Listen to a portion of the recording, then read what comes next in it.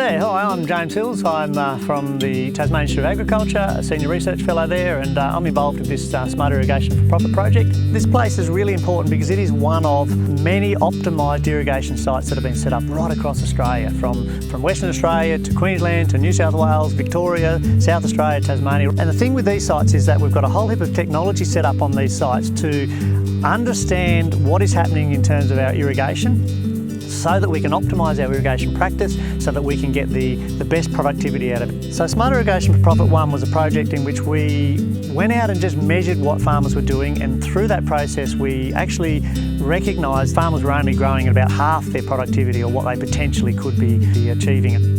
Yeah, so having identified that, we then said, okay, well, why is that the case? And very clearly what we were able to identify is that one of the biggest issues was just the simple scheduling of their irrigation. They weren't lining up the amount of water that was going out, being used by the plants, with the amount of water that they needed to put back into the system. So what we were able to show them is that by just adjusting their scheduling, not necessarily using more irrigation, but just adjusting their scheduling, they were able to double their productivity. So this technology is technology that's useful right across all the industries. So there are some basic principles of irrigating, whether you're growing cotton, whether you're growing rice, whether you're growing sugar or grains or pastures. That same technology to help with scheduling of irrigation can be beneficial to all of those. So the technologies basically that we're using are things like our soil moisture probes, so that we can get a real picture of what's happening under the ground and use that to teach farmers about soil moisture. We're using weather stations to be able to enable us to measure evapotranspiration rates locally, so that we can actually learn how much is going out of the system. Rain gauges to look at how much is going into the system.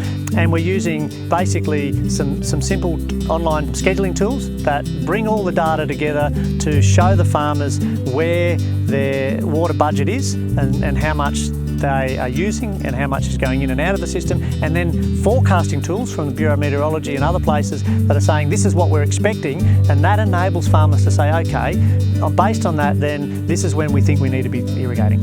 So my advice for farmers is that it is really important to get out there and measure so that you understand what is happening on your farm.